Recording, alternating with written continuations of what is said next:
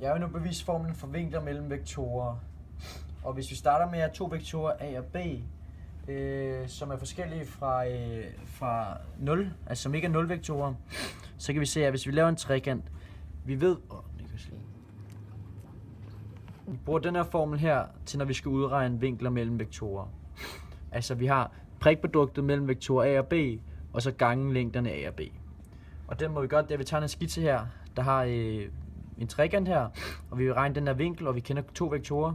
Så ved vi, efter indskudsreglen, vi ved for det første, når vi skal regne vinklen mellem to vektorer, så skal vektorerne pege samme vej. Så jeg skal sige, at begge to peger ud af. Så vi har en B, der peger den vej, og en A, der peger den vej. Hvis vi så skal regne den her side her, så ved vi efter indskudsreglen, at vi kan, altså at så kan vi regne sådan her, for R, vi ved sådan, således her, Q og S er lig Q R plus R S. Således her. Så vi kan se, vi ved, at Q og S, den vektor er det samme som Q til R og R plus R til S. Og det er indskudsreglen. Dermed så gælder den også den anden vej rundt. Så hvis vi regner den her vektor, der går fra R til S, så kan vi sige minus A plus B. Så det vil sige, at den her side, den kan vi regne ud ved at sige vektor B, og så minus vektor A. Og så, nu skal vi kigge lidt på kosinusrelationerne. Og kosinusrelationerne ved vi ser således ud her. Vi kender en side, og skal finde den tredje side. Og så ved vi, at den ser sådan her ud. Vi ved C i anden, eller ja, nu skriver vi lige den generelle formel op, er lig A i anden plus B i anden minus 2AB gange cosinus til vinkel C, vil det så være. Det vil sige gange cosinus til den modstående vinkel af den side, vi skal finde. Og i det her tilfælde, så kan vi bare sætte vores værdier ind. A og B, det er bare vektor A og B. Det kan vi skrive her. Vi starter med siden C i anden, det er så B minus A. Så det vil sige, det er længden af vektor B plus gange hedder det så.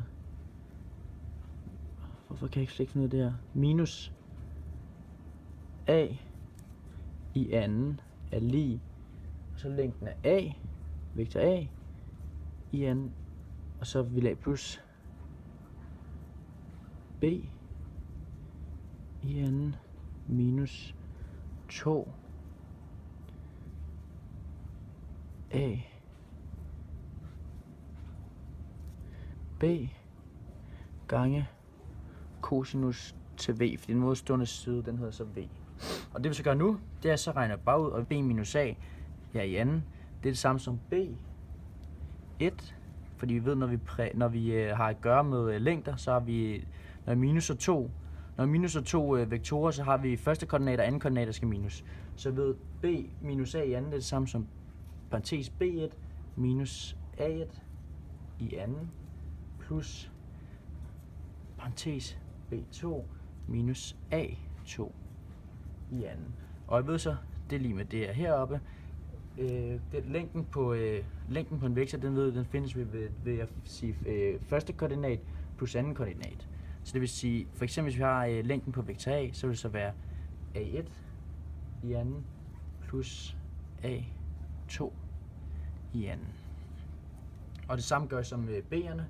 Vi har noget B1 i anden plus B2 i anden minus total bliver bare stående. Og så har vi nogle længder, vi gerne bare vil have stående. Og grunden til at vi vil have dem stående, det er fordi vi ved, at vi finder frem til dem her. Så vi vil gerne have længden af vektor A og vektor B stående gange cosinus til B. Ja, det er så nu kvadratsætterne kommer til udtryk. For jeg ved, når vi har en parentes, en minusparentes og en plus en anden minusparentes, så gælder anden kvadratsætning, der hedder kvadratet på første. Der skal ikke nogen parentes. Men kvadratet på første, det vil sige B1 i anden, minus stadig, eller plus kvadratet på andet led, som vil være A1 i anden, minus det dobbelt produkt, som ved 2 B1 A1. Og det samme ved vi herover, det samme gælder herover, så plusser vi fordi en plusparentes, og så gælder anden kvadratsætning igen. Der vil hedde kvadratet først, det vil så b2 i anden, plus kvadratet på andet, a2 i anden, minus det dobbelte produkt, 2 b2 a2 er lige med det samme, som jeg skrev heroppe. Og det vi så kan se nu her, det er straks, at vi kan se b1 i anden, og b1 i anden her, går ud på begge sider. A1 i anden og A1 i anden går ud på begge sider af lighedstegnet. Der står det samme her, som der står her.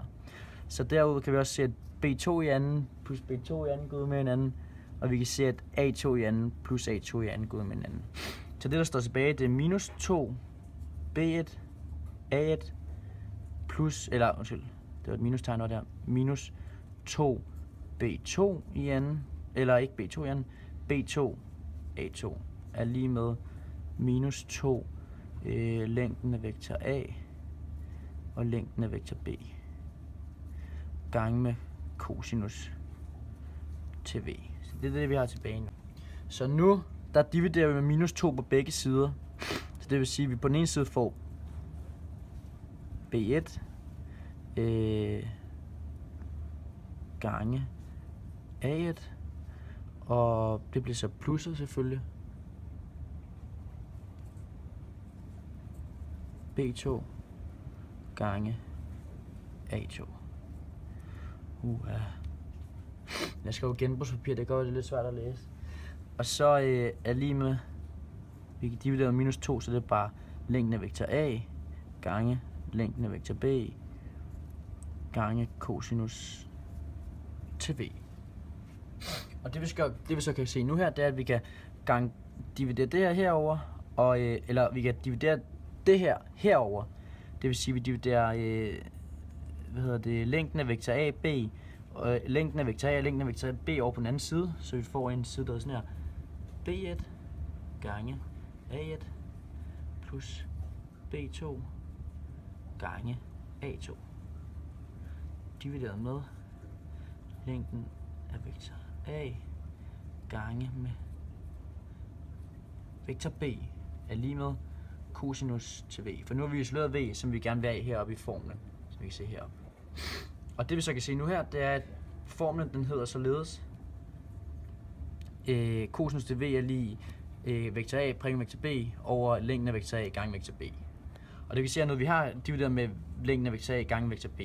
Vi mangler bare at omskrive til prikproduktet A gange B. Og det vi kan se her, det er, at der står B. Vi ved efter prikproduktsreglen, så ved vi, at når du prikker to vektorer, som du gør heroppe, vektor A og B, så vil det så være de første koordinater ganget plus de andre koordinater. Så det her, det kan du omskrive som vektor A prikket med vektor B, og dermed bevise sætningen. Og nu vil jeg ved hjælp af enhedscirklen bevise prikproduktets sammenhæng med vinkler mellem vektorer. Og det er den her vinkler mellem vektorer, den regner som sagt ud, den her cosinus til V er lige vektor A prikket med vektor B divideret med længden af vektor A gange længden af vektor B. Og der er vi de her tre gældende regler, der hedder cosinus til V er mindre end 0. Der ved vi, at vinklen mellem vektorerne er mellem 0 og 90 grader. Og grunden til, at vi ved det, fordi hvis jeg i enhedscirklen med en radius på 1, så ved vi, at cosinus bliver målt på første aksen. Og der ved vi, at hvis cosinus er hvis cosinus er større end 0, hvis cosinus er større end 0, så ved vi, at 0 til 1, så ligger vi der i interval. Og der ved vi, hvis vi starter i enhedscirklen, så ved vi, at der er 360 grader rundt i en enhedscirkel, og der ved vi, at fra 1 til 0, det vil sige herfra og hertil, der må være 90 grader. Så det må være fra 0 til 90 grader. Derudover så gælder der den her, som hedder cosinus til V er lige med 0, og der vil vinkel V være lige 90 grader.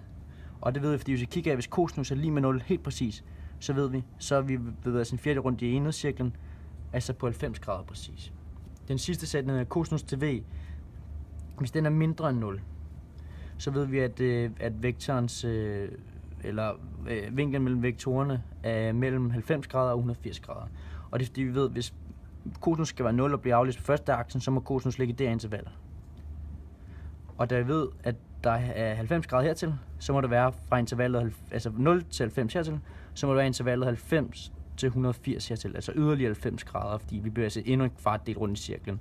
Alt i alt bevæger os en halv rundt i cirklen, og derfor er intervallet, som vinklerne kan være, mellem 0 og 180 grader i alt. En lille bonusinfo, hvis vi ved, vi kunne lige forklare, hvordan det hænger sammen med formlen her. Hvis vi ved, at cosinus til v er større end 0, så ved vi, at der står et positivt tal her. Og derfor så vil et positivt tal, det er noget positivt tal, det vil altid give et positivt tal. Derfor havner vi i intervallet her over 0. Cosinus lige med 0, så ved vi, hvis der står 0 her, og vi dividerer, altså hvis der står 0 i tælleren, og vi dividerer med noget, så ligegyldigt hvad der står i nævneren, så vil det give 0. Derfor havner vi på her. Til sidst, cosinus er mindre end 0, der ved vi, hvis vi dividerer med et minustal, så ved vi altid, at det bliver et negativt tal, og derfor ligger den her. Men mindre selvfølgelig, at nævneren er negativ, og det kan den ikke være i og med, at vi har talt om længder. Man kan ikke have en negativ længde.